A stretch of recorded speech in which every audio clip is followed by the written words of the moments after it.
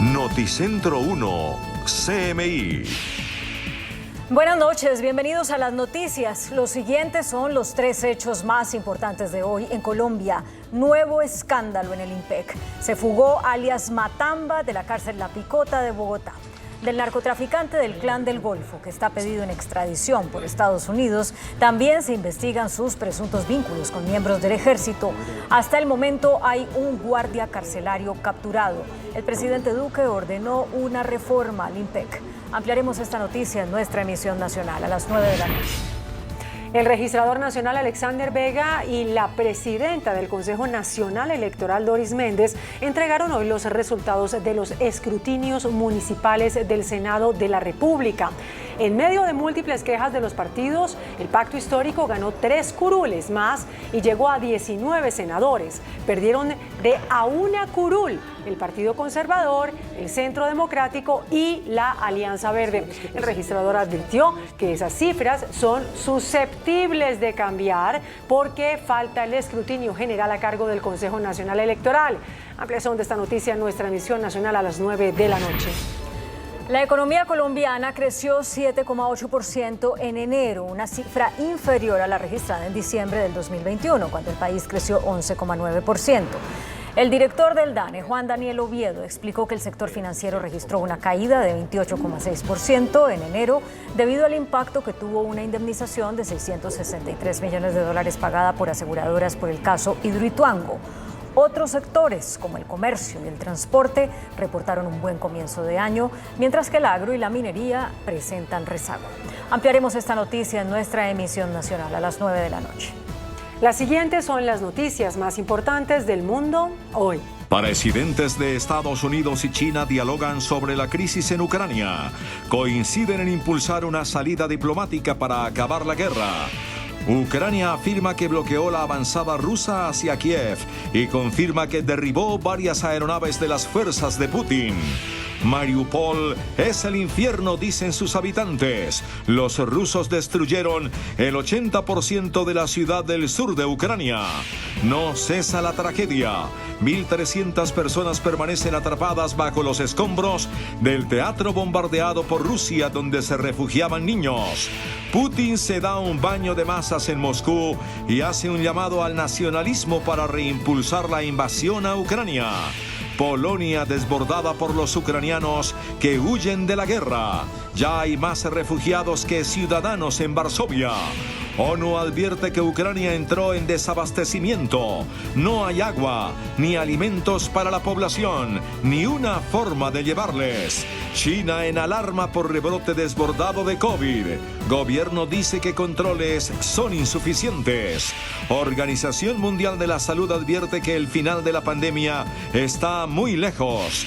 Países en Europa y Asia reportan récord de contagios diarios de COVID. Con Claudia Palacios y Margarita Ortega. El presidente de Estados Unidos, Joe Biden, advirtió que las graves implicaciones y consecuencias que tendrá China en caso de que decida ayudar a Rusia en su brutal ataque a Ucrania, mientras el mandatario chino Xi Jinping instó a Biden a trabajar en conjunto por la paz por la vía diplomática, advirtiendo que la guerra no beneficia a nadie. Los presidentes de Estados Unidos y China volvieron a conversar por teléfono teniendo como tema central la invasión rusa y el posicionamiento del gigante asiático.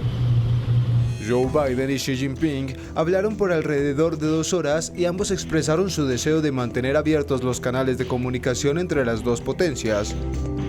Washington describió el diálogo multilateral como directo, sustantivo y detallado, en el que Biden advirtió de las implicaciones y consecuencias de que China apoye materialmente a Rusia mientras lanza ataques brutales contra ciudades y civiles ucranianos.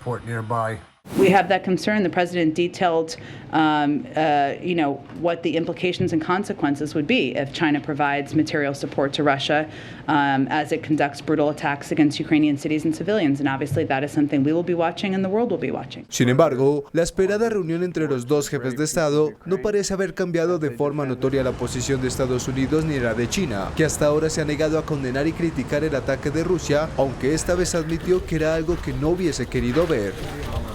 El presidente Xi afirmó que las guerras no benefician a nadie y pidió mantener un diálogo con Rusia, advirtiendo que no solo se deben encauzar las relaciones por el camino correcto, sino también compartir responsabilidades internacionales y trabajar por la tranquilidad y la estabilidad mundial. Ucrania dice que bloqueó el avance ruso hacia Kiev, la capital. Las fuerzas ucranianas confirmaron el derribo de varias aeronaves rusas. Las Fuerzas Armadas de Ucrania emitieron una evaluación optimista de su defensa de Kiev, la capital, al decir que las dos rutas principales de Rusia para atacar la ciudad fueron bloqueadas. Frente a la campaña para aparentemente rodear la capital antes de un posible intento por tomarla, las fuerzas rusas en ambos lados del río Dnipro, que divide la ciudad de norte a sur, han sido detenidas. El comando de la Fuerza Aérea también comunicó que destruyó 7 aviones, un helicóptero, 3 drones y 3 misiles de Rusia. A través de un comunicado manifestaron que los cazas llevaron a cabo varios combates aéreos en el cielo, golpeando 2 objetivos aéreos. Los enfrentamientos entre las milicias respaldadas por Rusia y el ejército ucraniano se han extendido a zonas del norte y el este de la región, si bien los separatistas prorrusos han logrado hacerse por el momento con varias localidades de la provincia de Donetsk. Entre tanto, el presidente de Ucrania, Volodymyr Zelensky, aseguró que el precio de la guerra será mucho mayor para Rusia, que está quemando su riqueza nacional en la invasión y que por ello sufrirá la caída más dolorosa para la sociedad rusa, que podría haber destruido los logros alcanzados en más de 25 años. La cruenta ofensiva rusa en Ucrania ha significado la devastación de algunas ciudades por el intenso fuego de artillería y cohetes de Moscú. Sin embargo, la resistencia ucraniana ha detenido su avance y hoy las tropas del Kremlin se encuentran paralizadas en muchos de los frentes. Una señal que para el presidente ucraniano Volodymyr Zelensky presagia que el precio de la guerra será mucho mayor para Rusia. Окупанти не припиняють спалювати своє національне багатство у війні проти України. І я впевнений, що атакуючи нас, вони знищать усе, чого російське суспільство досягло за минулі 25 років. Para Zelensky, ese precio se pagará con una caída dolorosa. Такою буде для Росії ціна війни проти України. Це для них буде падінням, болісним падінням, і вони це відчують навіть попри опіум для народу від телевізійних пропагандистів. El presidente ucraniano llamó a los aliados occidentales a ayudarle a detener esta guerra tras 3 semanas de ofensiva rusa en su territorio que continúa en paralelo a las conversaciones entre Moscú y Kiev. Mariupol es el infierno, aseguran sus ciudadanos. Las bombas rusas destruyeron el 80% de esta ciudad portuaria de 400.000 habitantes, atacada en el sur de Ucrania. A medida que las tropas de Vladimir Putin recrudecen los ataques contra la población civil, la destrucción en la ciudad ucraniana de Mariupol, bajo asedio ruso, es colosal y se calcula que el 80% de las viviendas han quedado destruidas, mientras 30.000 personas han podido abandonar la ciudad los 2 últimos días con su propio transporte. La alcaldía local recordó que la ciudad ha estado bajo bloqueo durante 16 días y que más de 350.000 residentes de Mariupol continúan escondidos en almacenes y sótanos ante el continuo bombardeo de las fuerzas rusas, que lanzan como media de 50 a 100 bombas aéreas por día. En los últimos días, los habitantes de Mariupol comenzaron a evacuar la ciudad en transporte privado en dirección a Berdyansk y a Zaporilla tras la apertura de un corredor humanitario. Mariupol apenas cuenta con agua, medicinas o alimentos básicos y carece de gas y electricidad debido a los intensos bombardeos. Y mientras tanto, continúa el drama luego del bombardeo de las fuerzas rusas a un teatro que servía de refugio especialmente para menores de edad. Los cuerpos de rescate aseguran que hay al menos 1.300 personas atrapadas bajo los escombros. Los equipos de rescate que buscan a supervivientes en el teatro de Mariupol, en el sur de Ucrania, que fue bombardeado el pasado miércoles, han logrado sacar con vida al menos 130 personas. Las autoridades calculan que en el momento del ataque había 1.300 personas en el refugio antiaéreo construido bajo el Teatro del Drama, cuya estructura superior ha quedado totalmente destruida. Según el primer balance publicado por el Consejo Municipal de esa ciudad, confirmó que una persona está gravemente herida, pero no reportan ningún muerto. Además, manifiestan que en el momento del ataque, entre las más de 1.000 personas, había en el edificio esencialmente mujeres, niños y personas de edad. El presidente ucraniano Volodymyr Zelensky confirmó que las labores de rescate continúan y acusó a Rusia de impedir la salida de civiles de la ciudad. Las autoridades ucranianas acusaron a la aviación rusa de haber bombardeado deliberadamente el edificio que albergaba a centenares de refugiados. Rusia desmintió de sus ataques y atribuyó el bombardeo a milicias nacionalistas ucranianas. Mientras tanto, Rusia, al ver su ofensiva por tierra bloqueada por las fuerzas y por la población ucranianas, comenzó a intensificar sus bombardeos en el norte, este y sur del país. Un misil impactó en el parque central de un complejo de edificios en el barrio Podilsky de Kiev.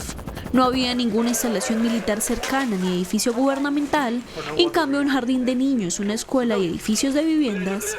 Las alertas antiaéreas sonaron, pero esta vez las defensas no pudieron interceptar el misil. Alrededor de las 8 de la mañana, hora local, el servicio de emergencias de Poryatunka recibió el llamado de socorro. Un incendio le estaba quemando todo luego de la explosión. Pronto llegaron los bomberos, los primeros 3 pisos de los edificios estaban en llamas. Cerca de 50 personas comenzaron a combatirlo.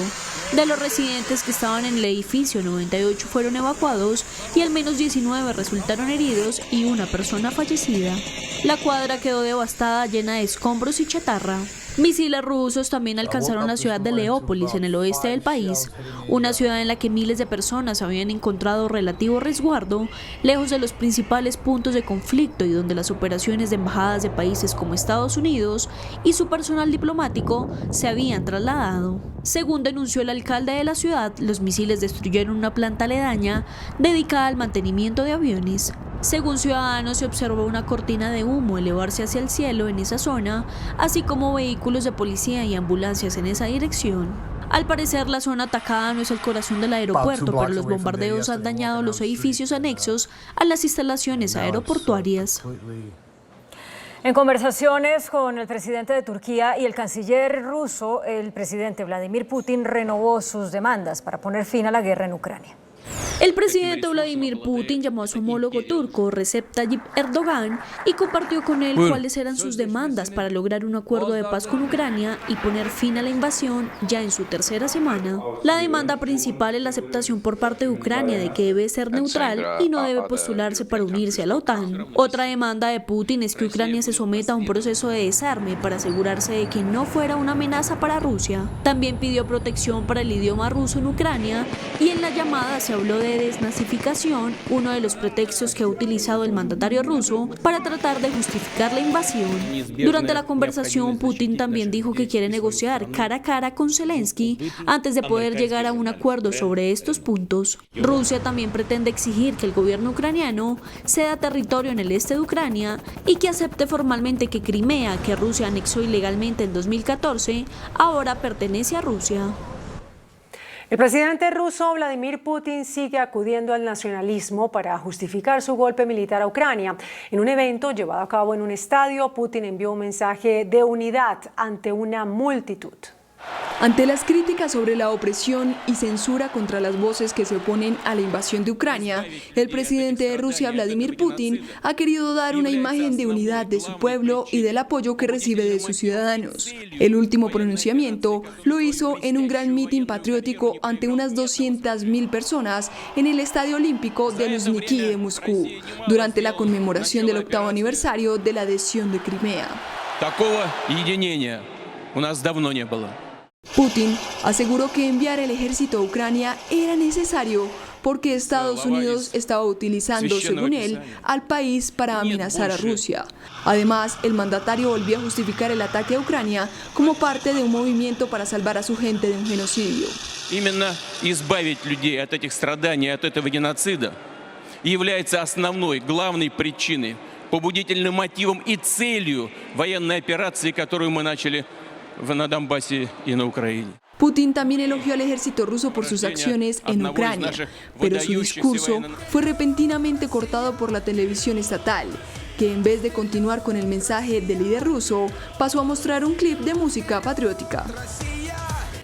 La cifra de refugiados en países vecinos a Ucrania sigue en aumento. Ya sobrepasó los 3.100.000, de los cuales 2 millones están en Polonia, país que se está viendo desbordado por la migración. En Varsovia ya hay más refugiados que polacos.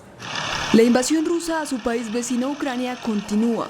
al igual que el éxodo de millones de personas que se vieron obligadas a dejar sus hogares, en su mayoría mujeres y niños. Las tomas de drones muestran la desolación y la desesperación en la frontera con Ucrania. Los trabajadores humanitarios y los desplazados acampan en tiendas de campaña exponiéndose a temperaturas que alcanzan los -5 grados. Se puede ver a los refugiados haciendo el viaje con niños envueltos en mantas de papel de aluminio dorado. Según ACNUR, ya son más de 3 millones de desplazados en Ucrania. De esos, 2 millones de refugiados se encuentran en Polonia, es decir que la cifra ya es mayor que la población de Varsovia, la capital polaca, que cuenta con poco más de 1,7 millones de habitantes. Más de 291.230 refugiados entraron en Hungría, 234.738 en Eslovaquia, 184.563 en Rusia.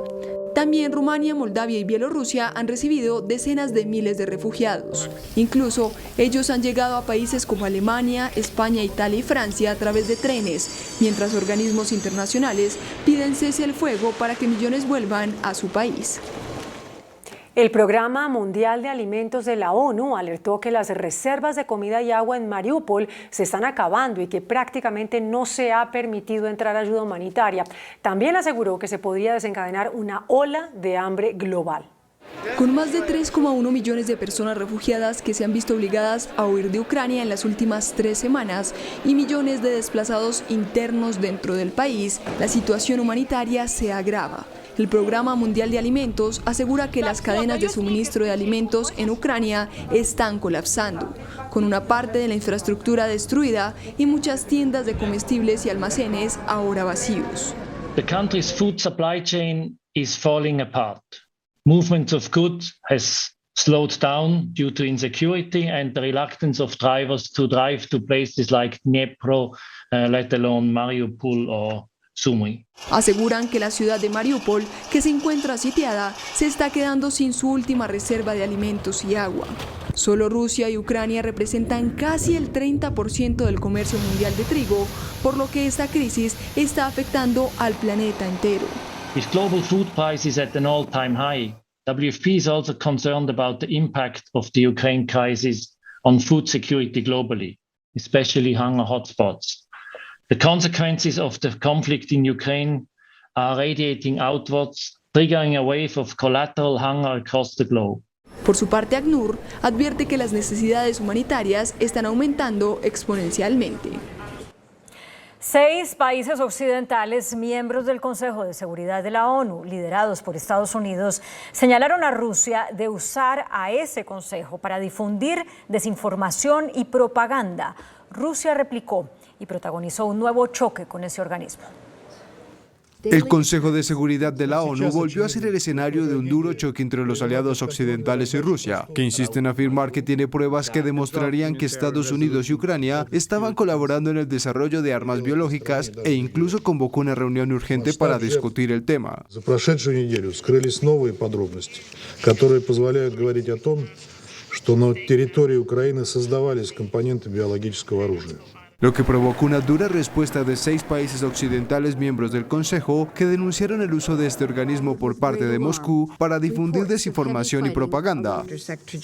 Tanto Estados Unidos como Francia, Noruega, Albania, Irlanda y Reino Unido realizaron el contundente cuestionamiento recordando que este organismo ya había celebrado una reunión similar la semana pasada, reclamada también por Rusia. Last week we heard from the Russian representative a tirade of bizarre conspiracy theories.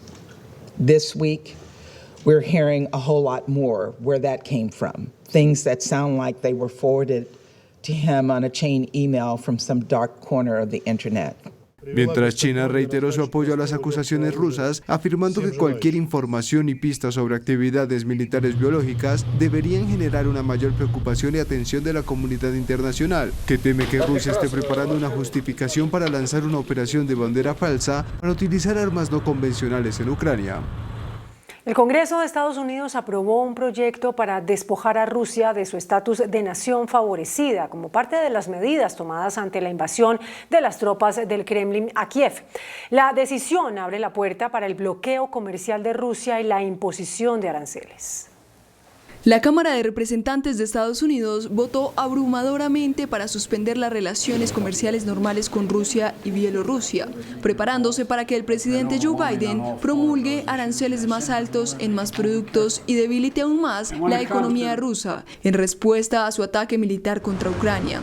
Con 424 votos a favor y 8 en contra, la Cámara aprobó un proyecto de ley para despojar a Rusia de su estatus de nación más favorecida, lo que negará a Moscú los beneficios de pertenecer a la Organización Mundial del Comercio. It's not a temporary thing. They cannot just go kill a bunch of people, destroy cities, kill women and children, and then go back and have business as usual. Congress is sending a very strong message. If they want to have peace, it better be soon, and they better get to the table and stop this insanity and killing of the Ukrainian people. La designación del estatus de nación más favorecida significa un acuerdo entre dos países para comerciar entre sí en las mejores condiciones posibles, pero Estados Unidos canceló estas opciones para Rusia. Said another way, American dollars will no longer fund Russia's war machine. La votación de la Cámara se produce menos de una semana después de que Biden anunciara que Estados Unidos y el Grupo de los 7 pondrían fin a las relaciones comerciales normales con Rusia y Bielorrusia. El gobierno de Australia anunció nuevas sanciones contra más de una decena de bancos y entidades gubernamentales rusas y reiteró su apoyo inquebrantable a la soberanía y a la integridad territorial de Ucrania y al pueblo de ese país. El Ministerio de Relaciones Exteriores de Australia anunció una nueva batería de sanciones contra 11 bancos y entidades gubernamentales rusas, entre las que se encuentran el Fondo Nacional de Riqueza de Rusia y el Ministerio de Finanzas del mismo país. With our recent inclusion of the Central Bank of Russia, we have now targeted all Russian government entities that are responsible for issuing and managing Russia's sovereign debt. La ministra australiana también confirmó que 2 oligarcas rusos con vínculos comerciales con Queen Island ahora están incluidos en las sanciones del gobierno federal. Those additional banks together account for approximately 80% of all banking assets in Russia. Australia continuará imponiendo sanciones a quienes estén relacionados y se hayan beneficiado del gobierno de Vladimir Putin. This continues our commitment to working very closely with international partners on imposing high costs on Russia, and that does include listing individuals of economic and strategic significance to Russia who have both benefited from and supported the Putin regime. Además, reiteran su apoyo inquebrantable a la soberanía y la integridad territorial de Ucrania y al pueblo ucraniano. Un grupo de líderes y políticos europeos pidieron una extensión al plazo máximo para la nominación de candidatos al Nobel de Paz para proponer al presidente de Ucrania y al pueblo ucraniano como aspirantes al galardón. Un grupo de políticos de varios países europeos reclamó en una carta abierta al Comité del Premio Nobel de la Paz que extienda el plazo de solicitud para permitir la nominación del presidente ucraniano Volodymyr Zelensky y el pueblo ucraniano. Los firmantes pidieron al comité que reabra el plazo de nominaciones para el premio de este año, que se cerró el 31 de enero y ahora piden que sea hasta el 30 de marzo, por lo que consideran eventos históricos sin precedente en relación a la guerra entre Rusia y Ucrania. La lista incluye hasta el momento a 36 políticos, la mayoría holandeses, aunque también figuran otros de países como Reino Unido, Alemania, Suecia, Estonia, Bulgaria, Rumania y Eslovaquia. La carta argumenta que hacer una excepción para Zelensky mostraría al pueblo de Ucrania que el mundo está de su lado. Hay alarma en China por el desbordado rebrote de COVID. Más de 45 millones de personas siguen bajo aislamiento, mientras el gobierno alerta que las medidas de control están resultando insuficientes, por lo que se teme un encierro total en al menos 17 ciudades. El subdirector de la Comisión Nacional de Salud de China dijo que múltiples factores, incluido el aumento de la importación de casos confirmados, la subvariante sigilosa Omicron BA.2, la fiebre de los viajes de vacaciones y una relajación en la prevención de epidemias, han causado el reciente resurgimiento de COVID-19 en el país. Según el funcionario de la salud, se puede decir que la presión reciente de casos importados de COVID-19 ha aumentado significativamente en China. 开始，全球新冠肺炎进入了第4波的流行高峰，现在已经连续11周 Wang también dijo que después del análisis todos los expertos creen que la pandemia actual todavía se encuentra en un nivel muy alto y no terminará en un futuro muy cercano. Y es que la pandemia de COVID-19 está lejos de haber terminado, cuando el número de contagios sigue en aumento en naciones que están registrando su peor brote epidémico, como lo veíamos desde que arrancó la crisis. Así lo alertó la Organización Mundial de la Salud, que instó a los países a permanecer vigilantes. Los contagios por coronavirus en Asia y Europa parecen descontrolados, marcando récords diarios de infecciones en varios países y generando preocupación en las autoridades sanitarias y en la población en general, que ven que a 2 años de iniciada la pandemia por COVID-19, en lugar de desacelerarse, se incrementa. De hecho, para la OMS, la crisis está lejos de haber terminado. The pandemic is far from over. We are seeing actually an increase in cases this week. And sadly, we're still seeing between 60,000 and 70,000 deaths. So we are definitely in the middle of the pandemic. Las nuevas infecciones aumentaron un 8% a nivel mundial en comparación con la semana anterior, con 11 millones de casos nuevos reportados del 7 al 13 de marzo. Es la primera subida desde finales de enero. El salto más grande fue en la región del Pacífico Occidental, que incluye a Corea del Sur y China, donde los casos aumentaron un 25% y las muertes un 27%. En el caso surcoreano se registró un nuevo récord de contagios de COVID-19 con más de 621.000 casos en un momento en que las autoridades consideran que el país está alcanzando el pico de la ola provocada por la variante Omicron. Mientras China podría sufrir un brote colosal que abrumaría su sistema médico si relaja las restricciones a un nivel similar al de Europa y Estados Unidos, cuando hay al menos 45 millones de personas confinadas en al menos 17 ciudades. Alemania volvió a registrar un nuevo récord consecutivo de incidencia de coronavirus y superó por primera vez los 1.600 nuevos contagios. Keiko Fujimori, hija del expresidente del Perú, Alberto Fujimori, aseguró que su padre se quedará en Perú tras ser liberado. La líder opositora peruana Keiko Fujimori aseguró que su padre, el expresidente Alberto Fujimori, permanecerá en Perú una vez sea liberado, tras la decisión que tomó el Tribunal Constitucional al restituir el indulto que le otorgó en 2017 el entonces mandatario Pedro Pablo Kuczynski. Lo que estamos haciendo mis hermanos y yo es coordinar, ver en dónde se va a quedar mi papá y por supuesto ver también todos los detalles de seguir pendiente del monitoreo de su salud. Keiko acudió a las instalaciones penitenciarias para entregar alimentos y medicamentos a Fujimori, de 83 años, quien fue dado de alta tras superar una dolencia cardíaca que obligó a internarlo en una clínica de Lima. Por otro lado, cientos de simpatizantes se reunieron frente a la prisión de Lima, donde se encuentra recluido Fujimori, con la esperanza de que sea liberado pronto. Los canales de Venecia, en Italia, quedaron casi secos a causa de una inusual marea baja. Venecia, famosa por sus icónicos canales, ha visto ese paisaje alterado por una insólita marea baja que está obligando a los famosos gondoleros a esquivar algunas zonas en las que el agua apenas alcanza los 50 centímetros de profundidad. Turquía inauguró hoy el puente colgante más largo del mundo, construido sobre el estrecho de los Dardanelos, en la frontera natural entre Europa y Asia. El puente de Çanakkale de 1915, de 4,6 kilómetros de largo, con una distancia entre los dos pilares de 2 kilómetros, es el primero en franquear este brazo de mar de unos 60 kilómetros que conecta el mar Egeo con el mar de Mármara.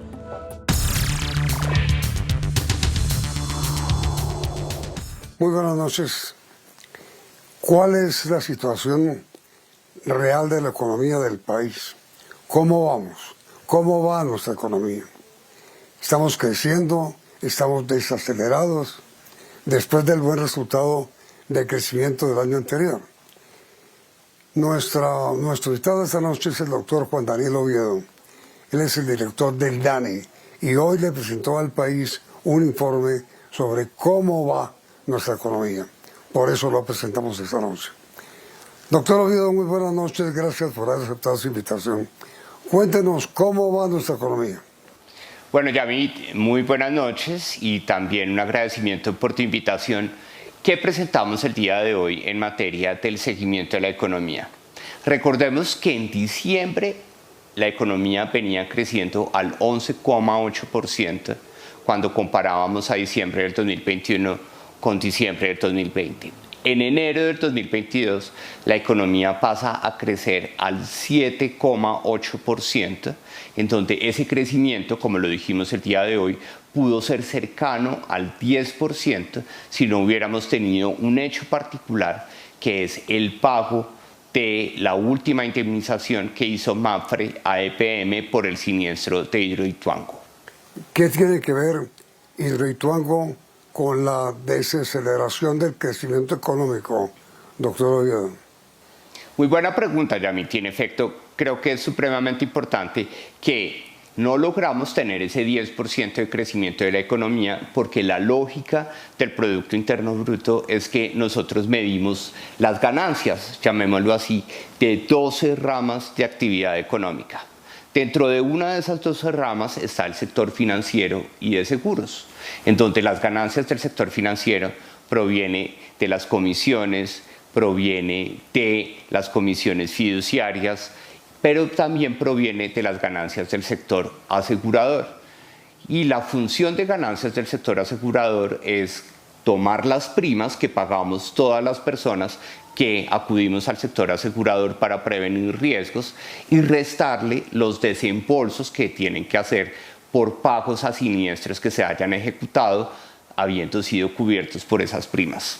Específicamente, en enero de 2022 se hizo el último pago de compensación o de indemnización a EPM por el siniestro de Hidroituango, en este caso por la aseguradora Mapfre, que implicó un pago de $663 millones que rápidamente hizo el balance o la ecuación de ganancias del sector asegurador pasara de positivo a muy negativo, con una contracción del menos 104,2%. Y eso llevó, por el peso que tiene el sector asegurador dentro del sector financiero, a que no más el sector financiero presentara una contracción en enero de 2022 del 28,5% negativo, que le restó 2 puntos de crecimiento a la economía colombiana. No sea bárbaro. Mejor dicho, el sector financiero del país tuvo un crecimiento negativo del 28%. ¡Qué barbaridad! Miren. Exactamente, pero lo importante, Yamit, es reconocer que esto es un hecho puntual. Es decir, no es un hecho sistémico, sino es un hecho que era previsible, como lo habíamos anunciado en los momentos de diciembre y en los momentos de agosto, en donde también se habían pagado algunas compensaciones alrededor de $100 millones. Pero aquí estamos viendo un pago 6 veces más grande de los que vimos en agosto y en diciembre, y por eso es que puntualmente el sector financiero tuvo ese crecimiento negativo. Seguramente ya para febrero vamos a recuperar la normalidad y vamos a ver al sector financiero aportando puntos positivos de crecimiento, como normalmente lo ha hecho, entre 3 o 4 puntos de crecimiento. Y mire, doctor Oviedo, ¿cómo va el consumo nacional? Bueno, Yamit, cuando nosotros queremos ver los datos de consumo, existe un renglón muy importante dentro del Producto Interno Bruto, en este caso dentro del sector de comercio, transporte, alojamiento y servicios de comida. No más en enero de 2022 vimos un crecimiento del 21,2%, y ese crecimiento fue bastante positivo frente a las expectativas que se tenían para hacer un mes de enero. ¿Por qué? Porque vimos una comparación en primer lugar contra un enero muy restringido. Recordemos que en enero del 2021 tuvimos pico de pandemia, tuvimos restricciones a la movilidad, tuvimos confinamientos, pues que llevaron rápidamente a que las personas no pudieran salir de viaje, no pudieran salir de vacaciones, algo que sucedió en enero de 2022, con lo cual el consumo está dando unas señales muy positivas en enero de 2022. Sin embargo, recordemos que ya estamos viendo reducciones en el gasto de alimentos, por ejemplo, debido a que la inflación y el encarecimiento de estos alimentos ha llevado a que los hogares disminuyan el consumo de alimentos como respuesta a ese encarecimiento de los precios. ¿Y cómo fue el comportamiento, doctor Oviedo, del agro y de minería, los dos? Bueno, Yamit, en relación con el agro, desafortunadamente nosotros tenemos noticias no tan alentadoras. En este caso, vimos una contracción que corresponde al menos 4,4%, en donde vemos que el sector de café está presentando un importante crecimiento negativo o una contracción. En materia de café pergamino estamos viendo contracciones cercanas al menos 13%.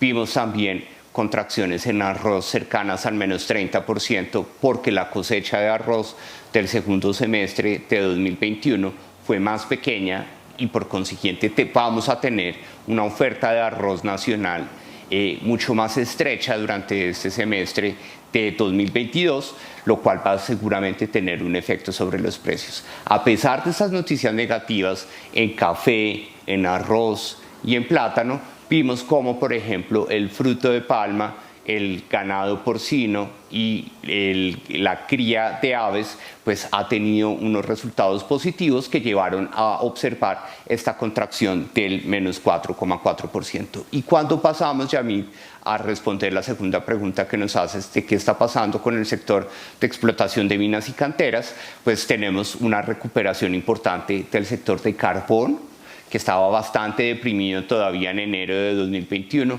Aquí vemos un crecimiento de la producción de carbón del 6%, pero desafortunadamente en lo que tiene que ver con la extracción de petróleo, seguimos viendo una contracción del menos 0,7%, en donde los bloqueos de unas vías que permitían acceder a unos pozos en Santander, pues llevaron a que redujéramos la producción de barriles de petróleo en el mes de enero de 2022. Con todo este balance, el sector de explotación de minas y canteras pues está presentando apenas un crecimiento del 2%, que cuando entra a compensar esa contracción del menos 4,4%, lleva a que las actividades primarias tengan una contracción del menos 2,7% en enero de 2022, lo cual, para concluir, lleva a observar con mucho cuidado lo que está sucediendo en el sector agropecuario, porque ya tenemos dos eneros, enero de 2021 y enero del 2022, con contracciones o variaciones negativas en el crecimiento de la producción.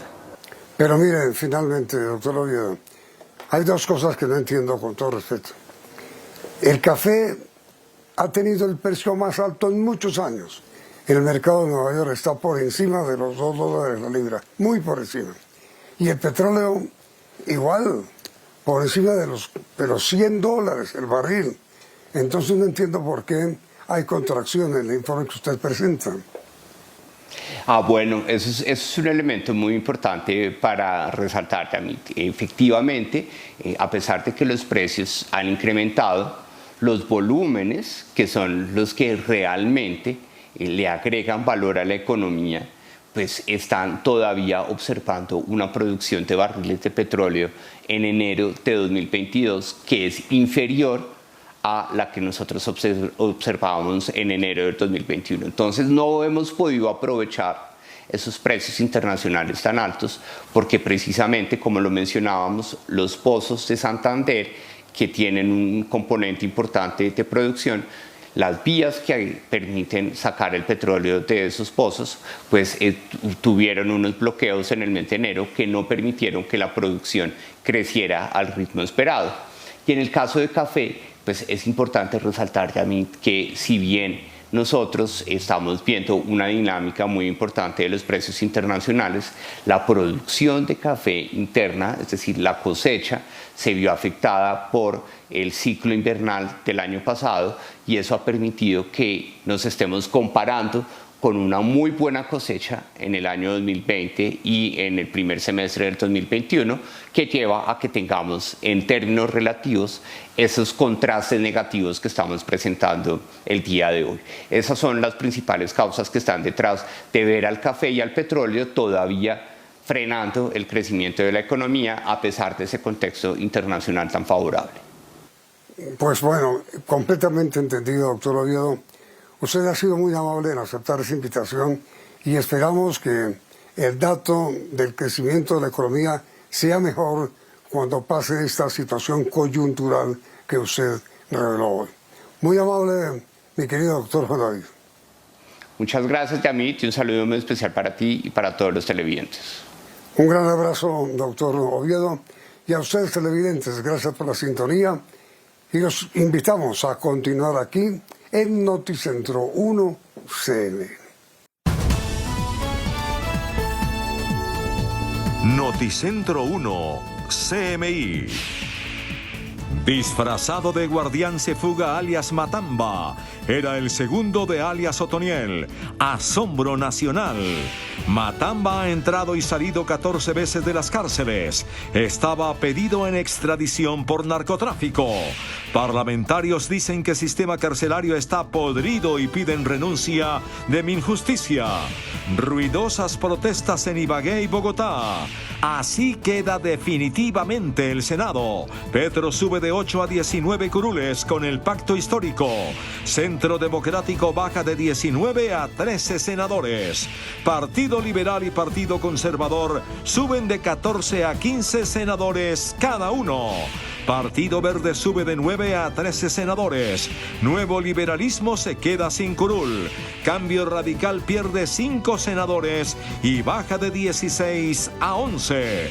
Partido de la U también cae y baja de 14 a 10 senadores. Designan 6 fiscales para investigar exclusivamente abusos sexuales en colegios.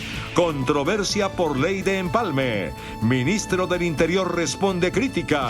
Muere turista extranjero en San Andrés por ataque de un tiburón.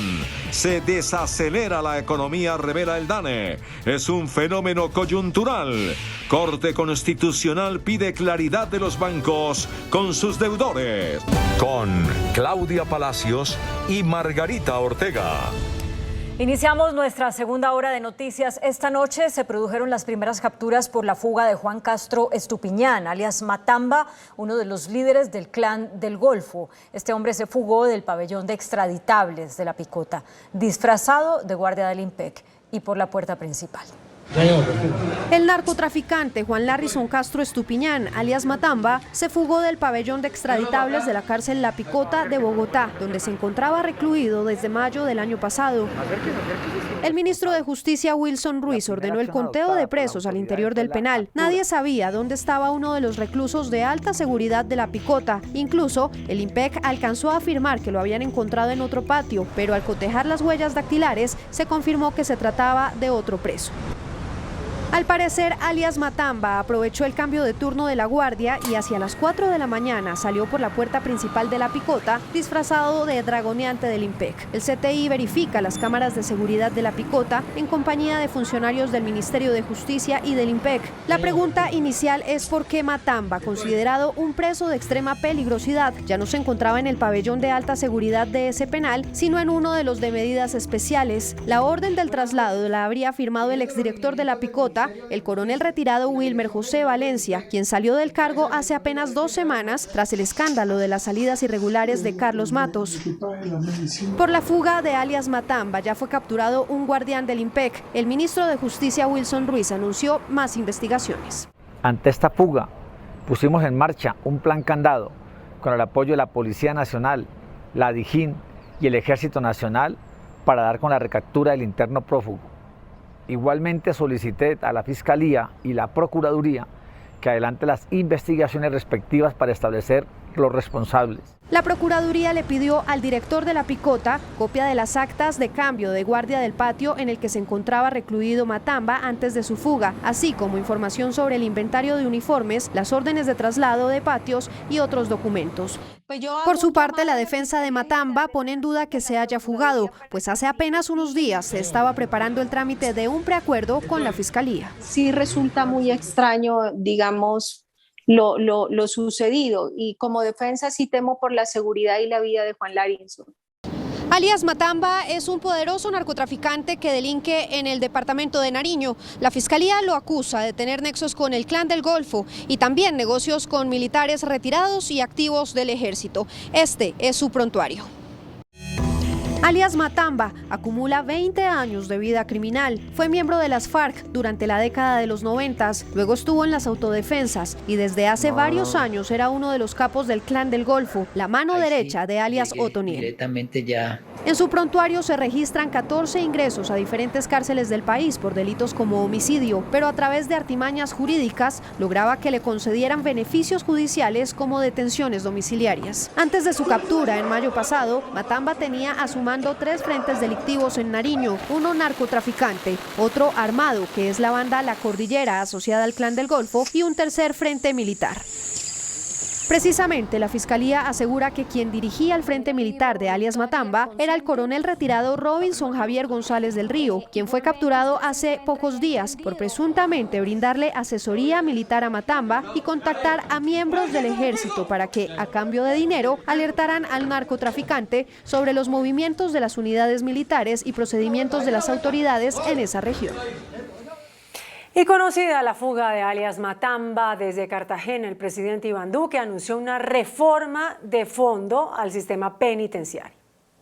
Desde Cartagena, el presidente Iván Duque expresó su indignación por la fuga de la cárcel La Picota de alias Matamba, al tiempo que anunció una reforma al sistema carcelario del país. Ya no hay más acciones de paños de agua tibia frente al IMPEC.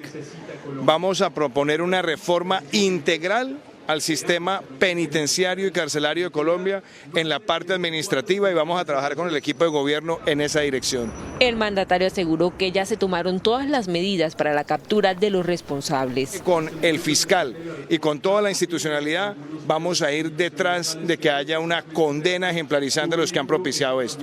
Son muchos fenómenos así que se han presentado en Colombia, pero ya no más, ya se nos llenó la coronilla. El presidente Duque asistió al inicio de la producción en el país de hidrógeno verde por parte de Ecopetrol a través de un electrolizador con 20 paneles solares y donde puso en circulación el primer vehículo cargado con ese energético. La fuga de alias Matamba provocó que congresistas de diferentes partidos pidieran la renuncia del ministro de Justicia, Wilson Ruiz. Dicen los congresistas de la Comisión Segunda, encargada de la Seguridad Nacional, que el sistema carcelario no soporta más escándalos y que deben rodar cabezas. El sistema penitenciario colombiano está absolutamente podrido. El ministro de la Justicia y el señor ministro de la Defensa deben responder por este grave hecho. Además dijeron que es claro que debió haber complicidad de la Guardia Penitenciaria. Esta fuga de una de las principales cárceles del país es prácticamente con la connivencia y la participación no solo de la guardia de esa cárcel, sino también quién sabe de qué otros altos mandos, tanto del ejército como del propio sistema carcelario. Otros congresistas se sumaron también al pedido de la renuncia del ministro de Justicia. Cada semana un escándalo en el IMPEC, una fuga que impacta y aterra más al país. Aquí hay una responsabilidad política que necesariamente tiene que asumir el ministro de Justicia. Por este tema, los senadores anuncian ya debate de control político contra los ministros de Justicia y Defensa. Esta noche se presentaron desórdenes en la localidad de Chapinero, en Bogotá, en la discoteca Casa Babylon, de uno de los organizadores del festival musical Jamming, que se canceló a última hora. En saqueos y disturbios terminaron las protestas en Bogotá por la cancelación del Jamming Festival, que tendría lugar este fin de semana en Ibagué. Es un descarado, es un ser humano totalmente descarado. Es lo que más me da rabia y quiero que por lo menos alguien responda. Colombianos, mexicanos, chilenos y peruanos, alrededor de 100 personas llegaron hasta Casa Babilón, en la localidad de Chapinero, donde compraron las boletas para exigir respuestas del organizador. Oye, tú responde, da la cara, pero da una respuesta verídica, no engañes a la gente más. ¿Cachai? Los vuelos, vino gente de todos lados, porque están estafando a mucha gente. ¿Cachai? Que está en la misma situación que nosotros, que tuvo que pagar locomoción, que tuvo que pagar bus, hotel donde quedarse los días previos, ¿cachai? Entonces, ¿cómo no vamos a estar enojados? Y es que el festival se canceló este viernes a través de un escueto correo, por lo que la Superintendencia de Industria y Comercio ya le puso la lupa y abrió una investigación contra el organizador. Abrir investigación administrativa por el incumplimiento de instrucciones al no presentar la información requerida y al no asistir a la mesa de trabajo convocada por esta superintendencia. Estamos con la superintendencia y con la fiscalía y con la alcaldía de Ibagué tratando de bloquear las cuentas bancarias y los recursos financieros que puedan tener, tendientes a brindarle protección y a asegurar el reparo de las posibles víctimas que se puedan generar de esta fatídica decisión. Esta noche, en un comunicado, los empresarios ofrecieron dos opciones a los asistentes: quedarse con la boleta y esperar la reprogramación o solicitar la devolución al correo info@yaminfestival.com.co. El registrador nacional Alexander Vega y la presidenta del Consejo Nacional Electoral, Doris Méndez, entregaron hoy los resultados de los escrutinios municipales del Senado de la República. En medio de múltiples quejas de los partidos, el Pacto Histórico ganó 3 curules más. Perdieron el Partido Conservador, el Centro Democrático y la Alianza Verde. El registrador aclaró que aunque es el escrutinio oficial del Senado, apenas van el 97% y que puede cambiar. Este escrutinio sube ahora al Consejo Nacional Electoral y es susceptible de posibles modificaciones de acuerdo a las reclamaciones que presenten los partidos políticos y sus apoderados. Así las cosas, con el 97% escrutado, el Pacto Histórico sacó 2.692.999 votos, lo que le permite pasar en las elecciones de 2018, cuando tenía 8 curules, a 19 senadores en esta de 2022. El Partido Conservador, con 2.201.183 votos, pasa de 14 senadores a 15. Gana 1 en estas elecciones. El Partido Liberal también gana una curul, gracias a los 2.078.858 votos. La coalición Alianza Verde y Centro Esperanza obtuvo 1.906.021 votos. Le permite pasar de 9 a 13 senadores. Y acá vienen los partidos que más perdieron. Centro Democrático, 1.874.762 votos. En 2018 tenía 19 senadores. En 2022 perdió 6, queda con 13. Cambio Radical, que sacó en estas elecciones 1.586.284 votos, pasa de 16 senadores en 2018 a solo 11 en 2022, pierde 5. El partido de la U, con 1.494.098 votos, eligió 10 senadores, pierde 4 en relación con 2018. Y la coalición de partidos cristianos evangélicos, Mira Colombia Justa Libres, que obtuvo 564.737 votos, pierde 2 senadores. En 2018 obtuvo 6, en 2022 solo 4. El Partido Nuevo Liberalismo de los hermanos Galán, hijos de Luis Carlos Galán, no obtuvo curules en el Senado.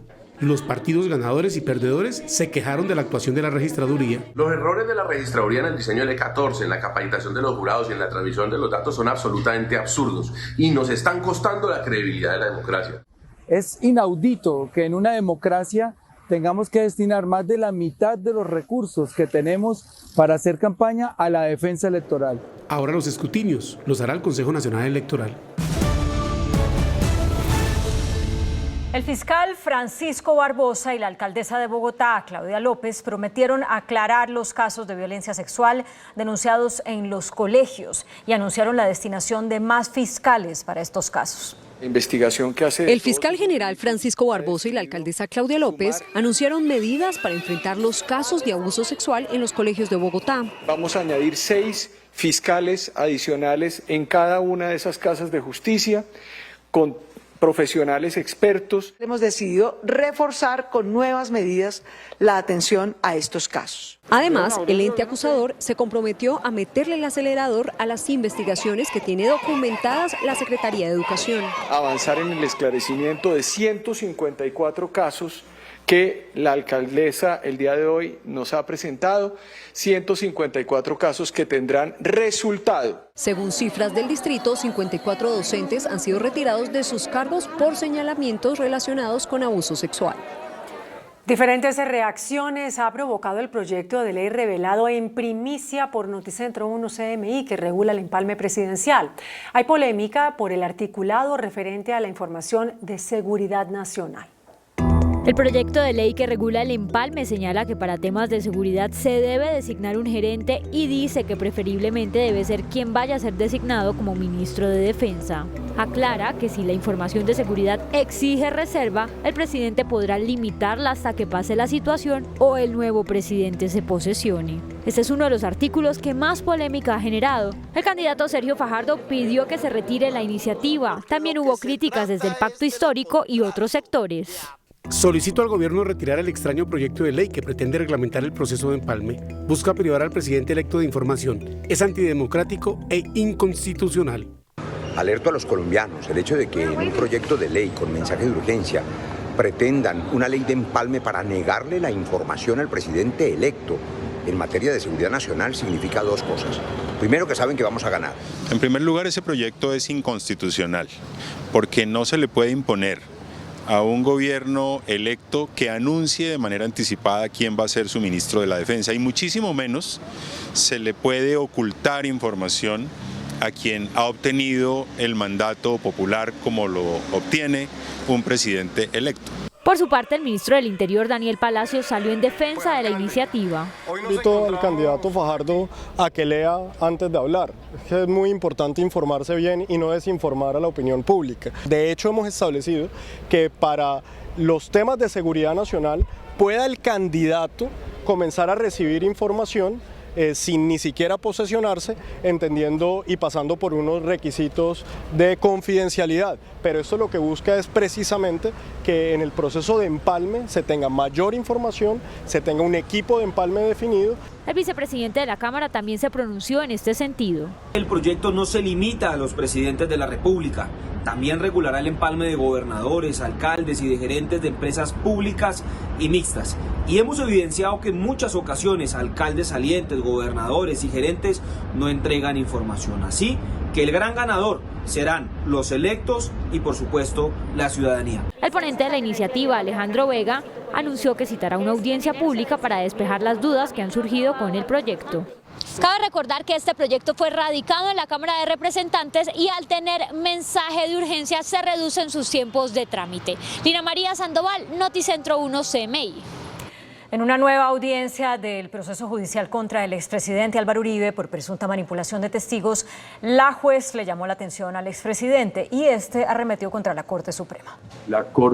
El expresidente Álvaro Uribe había solicitado 4 horas para realizar una intervención. Sin embargo, durante la audiencia, la juez del caso le llamó la atención y le aclaró que este no es el momento procesal para defender su inocencia. Esto no es un juicio en donde el procesado en juicio sí puede ser escuchado, pero este no es un juicio, estamos en sede de preclusión. Sin embargo, Álvaro Uribe insistió en que debía refutar las acusaciones en su contra. Sí me preocupa mucho ese tema, el tema del honor, el tema de la reputación.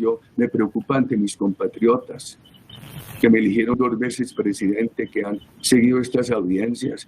Doctor, por mi señora, por mi familia, por usted, señora juez, porque a usted le han presentado a Álvaro Uribe como un criminal. Finalmente, la juez le permitió el uso de la palabra con la condición de referirse únicamente a la solicitud de preclusión que hizo la Fiscalía. El expresidente arremetió entonces contra la Corte Suprema de Justicia, que inició el proceso judicial en su contra. La Corte me negó garantías, no practicó muchas pruebas pedidas. La Corte me condenaba a no defenderme. Álvaro Uribe es señalado de haber ordenado manipular el testimonio de varios paramilitares para que cambiaran sus versiones ante la justicia y lo desvincularan de nexos con las autodefensas. El próximo miércoles 27 de abril, la juez del caso anunciará si el proceso contra Álvaro Uribe continúa o si precluye como lo pidió la Fiscalía. El Ministerio de Salud anunció hoy que autorizará la aplicación de 4ª dosis de la vacuna contra el COVID-19 a pacientes trasplantados y con comorbilidades con prescripción médica. El Plan Nacional de Vacunación contra la COVID-19 ha entrado en una nueva fase con la autorización que anunció el Ministerio de Salud para aplicar 4ª dosis de estas vacunas para los pacientes con enfermedades autoinmunes, pacientes trasplantados e inmunosupresores. Eso sí, se advierte que solamente se podrán aplicar 4ª dosis con fórmula médica. Queridos amigos, estamos autorizando la 4ª dosis, la 2ª dosis de refuerzo, pero ojo, solo y exclusivamente por recomendación médica. No es para el que llegue efectivamente cualquier persona, sino todo por recomendación médica se autoriza la 4ª dosis. 2 años después de pandemia en Colombia se han aplicado los esquemas completos de las vacunas más de 34.327.000 personas, equivalentes al 68% de la población. Con primeras dosis ya están 35.410.255 equivalentes al 70% y con dosis de refuerzo 9.711.573 personas, el 20% de la población. Los niños de 3 a 11 años vacunados contra el COVID-19 suman 2.714.250, el 38% de esa población. El llamado es a intensificar la vacunación infantil. Colombia reportó una caída en los contagios por COVID-19, mientras que las muertes aumentaron levemente en el conteo de las últimas 24 horas. Bajan los contagios y suben las muertes por COVID-19 en Colombia. Este viernes el Ministerio de Salud confirmó que 665 personas se infectaron de COVID-19. Se procesaron 24.496 pruebas en los laboratorios del país. Casos activos bajaron a 5.710. Las muertes reportadas en las últimas 24 horas, otras 29. El total de fallecidos en medio de la pandemia, un total de 139.415 víctimas. Y las cifras de los últimos 4 días, el comportamiento de la pandemia. El día martes 573 contagios, 20 fallecidos. Día miércoles 626 contagios, 26 fallecidos. Ayer 744 contagios, 25 fallecidos. Hoy 665 contagios, 29 fallecidos. La primera temporada de lluvias en el país se extenderá hasta junio, confirmó hoy el IDEAM. Según el pronóstico, las precipitaciones se irán incrementando desde el sur del país y tendrán un aumento debido al fenómeno de la Niña. Según la directora del IDEAM, Yolanda González, en este momento las más fuertes lluvias se registran en el Huila, Tolima, Cauca, Cundinamarca, Chocó y Antioquia. Según la Unidad de Gestión de Riesgos, solo en marzo las lluvias han afectado a más de 3.554 familias, representadas en 12.600 personas, dejando 14 heridos y 6 desaparecidos. Por ahora, las lluvias no pararán. Se seguirán intensificando las precipitaciones en Cundinamarca, en Boyacá, en Antioquia, Caldas, Risaralda, Quindío. De igual manera, ya tenemos lluvias en Santander y en norte de Santander. Recomendación muy especial para que la región andina esté muy atenta a la llegada de esta primera temporada de lluvias en el país.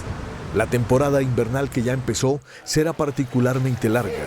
La primera temporada de lluvias se presenta desde mediados de marzo, durante el mes de abril, de mayo hasta mediados de junio. El IDEAM pidió a los consejos departamentales estar atentos ante las posibilidades de riesgo y activar los planes de emergencia. Ya tenemos alertas naranjas y rojas en sectores de la región pacífica, en Valle, Cauca y Nariño, en la región andina, en Antioquia, también en sectores de Tolima y Huila y en algunos sectores de Santander, alertas rojas que tenemos en tema de deslizamientos de tierra.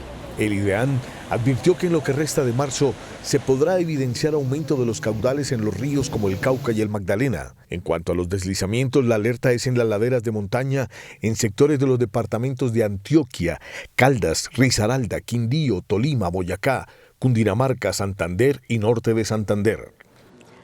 Está activado el plan Éxodo en Colombia por el puente festivo de este fin de semana. Se espera una movilización de más de 3.400.000 vehículos. El lunes habrá pico y placa para ingresar a Bogotá.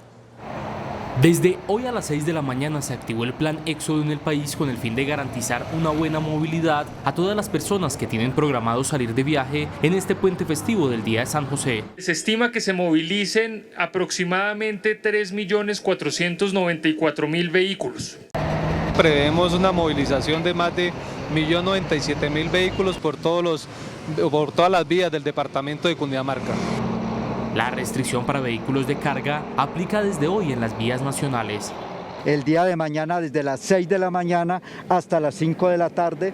El día domingo no tendremos restricción y el día lunes festivo entre las 10 de la mañana y las 11 de la noche. Tenga en cuenta que el lunes festivo habrá pico y placa para el ingreso a la capital del país. Tendremos el pico y placa regional, en donde los vehículos que terminen en placa par podrán entrar entre las 12 y las 4 de la tarde, y los vehículos que terminen en placa impar podrán entrar entre las 4 y las 8 de la noche. Muy importante, planee su viaje, recuerde que está lloviendo, sea consciente que existen cierres, que existen problemas en algunas vías del país. La Aeronáutica Civil estima que se movilizarían cerca de 422.000 pasajeros por los principales aeropuertos del país. En la isla de San Andrés falleció un turista extranjero tras ser atacado por un tiburón en una zona rocosa de la isla. Un turista de nacionalidad italiana perdió la vida este viernes en San Andrés luego de ser atacado por un tiburón en aguas del sector suroeste de la isla, en el área conocida como La Piscinita. Según información extraoficial, el nombre del turista que sufrió el suceso es Antonio Rosetto, de nacionalidad italiana y 56 años de edad. Con herida en muslo derecho aproximadamente 35 centímetros de diámetro, secundario a mordedura de tiburón. El sector donde ocurrió el incidente es una zona rocosa de acantilados, frecuentada en menor medida que las playas por parte de bañistas. Sin embargo, es conocido por ser un espacio propicio para el buceo y el careteo. 6 presuntos sicarios de las disidencias de las FARC fueron capturados en el oriente del país. Todos fueron detenidos en un retén militar en Toledo, norte de Santander. El ejército sabía que se desplazaban hacia Arauca con armamento y 3 camionetas robadas. Tenían la orden de llevar las camionetas a la zona donde la disidencia del Frente Décimo de las FARC mantiene el enfrentamiento con el ELN. Pretendían ingresar al departamento de Arauca para seguir efectuando homicidios selectivos, extorsiones y secuestros a la población civil de Arauca. 4 de los detenidos son colombianos y otros 2 venezolanos. 2 de ellos habían sido detenidos por rebelión y salieron recientemente de la cárcel con el beneficio de detención domiciliaria. En enero la economía creció 7,8%, una cifra menor a la registrada en diciembre. La caída obedece al impacto negativo que tuvo la millonaria indemnización en el caso Hidroituango en el sector financiero. Según el DANE, este ha sido el comportamiento de la economía durante los últimos meses, mientras en agosto el crecimiento era de 12,2%, en septiembre de 13,6%, en octubre de 9,3%, en noviembre de 10,3%. En diciembre cerraba el año con 11,9% y en enero de este año se inició con un crecimiento de 7,8%, el menor entre los últimos 10 meses. El agro y la minería arrojaron cifras negativas.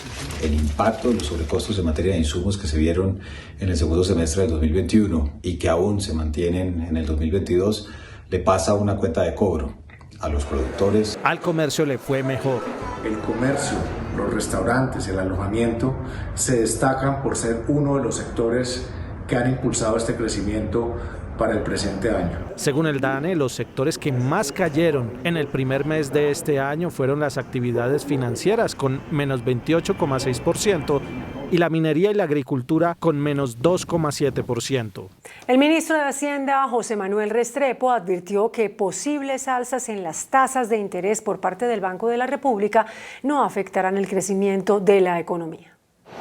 El equipo económico del gobierno mantiene sus metas de crecimiento en el 5% y considera que hasta el momento no se observan riesgos sobre la economía colombiana. Un mayor incremento de las tasas de interés por parte del Banco de la República, hoy en niveles del 4% para contener la alta inflación, no causará efectos negativos sobre la reactivación. La economía mantendrá su dinámica. La política monetaria sigue siendo ampliamente expansionista, o sea, proclive a la reactivación económica y por ende creemos que sigue siendo y sigue favoreciendo el crecimiento de la economía, como se ha demostrado, entre otras con los datos del primer mes de este año, donde Colombia creció al 7,8%. El funcionario que fue destacado como el mejor ministro de Hacienda en América Latina señaló que este es un reconocimiento para el país que avanzó en el proceso de vacunación, lo que permitió la reactivación económica. Con una recuperación del empleo también y que también se ha venido acompañando de una estrategia exitosa de vacunación masiva. Se espera que el crecimiento se refleje en el empleo. La Corte Constitucional les pidió a los bancos que ofrezcan alternativas para proteger los derechos de sus deudores y usuarios. En un fallo de tutela, la Corte Constitucional le hizo un llamado a los bancos del país para que entreguen a sus deudores información cierta, suficiente, clara y oportuna sobre sus obligaciones. Los bancos también deberán ofrecer alternativas orientadas a proteger sus derechos y satisfacer sus necesidades, en especial cuando se trata de sujetos de especial protección constitucional. El pronunciamiento lo adoptaron con ponencia del magistrado Antonio José Lizarazo al revisar el caso de una mujer de 52 años con varias enfermedades que le pidió a Bancolombia la activación de un seguro de vida con el que esperaba que quedara cubierta la totalidad de la deuda de un crédito de vivienda que había adquirido en 2009, pero que no pudo pagar más desde el año 2014, pues tuvo que renunciar a su trabajo por problemas de salud. El ministro de Agricultura, Rodolfo Sea, garantizó la comercialización de insumos y fertilizantes para disminuir los costos del sector agropecuario. El ministro de Agricultura, Rodolfo Sea, dio un parte de tranquilidad al mercado y a los actores del sector agropecuario luego de su visita a una de las plantas más importantes en comercialización de fertilizantes en el país. En el recorrido se evaluaron los inventarios y el suministro de insumos para el cultivo de bienes agrícolas. Pudiéndole dar una tranquilidad al país de que tenemos abastecimiento, pero también tenemos que ser claros que los precios internacionales tienen gran volatilidad y que dependemos de esa volatilidad en cuanto a los costos que tendremos de estos productos en los próximos meses. Al mismo tiempo, el gobierno avanza en las negociaciones con varios países para sustituir los insumos que no se producen en Colombia y eran traídos desde Rusia. Las medidas buscan reducir los costos para los agricultores. Se espera con las acciones del gobierno y el sector privado una disminución de la inflación. La Superintendencia de Servicios Públicos sancionó a varias empresas de acueducto por realizar cobros no autorizados a los usuarios. De acuerdo con la titular de la entidad, Natasha Bendaño, las multas suman 1.220 millones de pesos. Las compañías sancionadas son la AAA de Barranquilla, la empresa metropolitana de Bucaramanga y Natagaima y Chaparral en el Tolima. Los cobros no autorizados se dieron durante la pandemia. Un positivo balance hizo hoy el presidente de Bancolombia, Juan Carlos Mora, durante la asamblea de accionistas. La compañía presentó una utilidad neta de 4,1 billones de pesos con dividendos de 3.120 pesos por cada acción. 3 billones de pesos fueron entregados a sus accionistas. La asamblea tuvo lugar en el Hotel Intercontinental de Medellín. Sobre las OPAs presentadas por los Gilinski a compañías afines a Bancolombia, el presidente del banco dijo que la entidad sigue haciendo acciones de crecimiento y desarrollo y que más adelante se mirará qué pasa. La Sala Plena de la Corte Constitucional tumbó las tasas y sobretasas con las que los municipios y departamentos financian los fondos para la seguridad ciudadana. La Corte acogió los argumentos de una demanda que advertía que las regiones vulneraron las competencias del Congreso al establecer tributos para financiar los fondos de seguridad. Este fallo tendrá efectos diferidos dentro de 2 años para que los departamentos y municipios puedan revisar otras alternativas de financiación. Cementos Argos reportó hoy los mejores resultados de su historia en cuanto a producción de ingresos. Lo hizo en medio de la asamblea de accionistas. Despachos por 17.1 millones de toneladas de cemento y 7.8 millones de metros cúbicos de concreto registró Argos en 2021. Significan incrementos de 18.3 y 2.7% en comparación con 2020.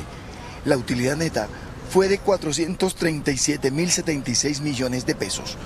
Los ingresos se situaron en 9.8 billones de pesos, con incremento interanual del 9.1%. Al cierre del 2021, los ingresos por productos y servicios con características sostenibles superaron los 1.500 millones de dólares, cifra que representa el 47% de los ingresos. El índice de capitalización de la bolsa que mide el comportamiento de las 20 principales acciones cerró a la baja. El índice selectivo MSCI Colcap de la Bolsa de Valores de Colombia bajó 0,21% a 1.539 puntos. La acción preferencial del Banco Davivienda fue la que más subió, con una valorización de 3,80% a 32.800 pesos. La acción de Terpel fue la que más bajó, con una pérdida de 5,41% a 11.020 pesos. La acción más negociada de la jornada fue la del Grupo Argos, al movilizar más de 113.000 millones de pesos, con una variación negativa de 3,27% a 13.020 pesos. El dólar cerró al alza. Indicadores económicos en Noticentro 1, CMI.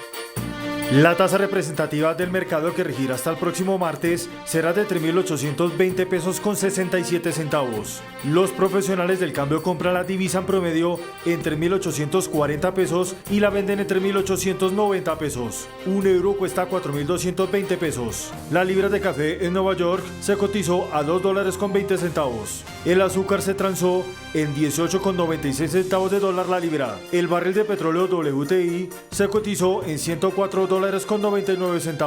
La referencia Brent para Colombia se cotizó en $107,96. Una acción de Ecopetrol cuesta 3.270 pesos.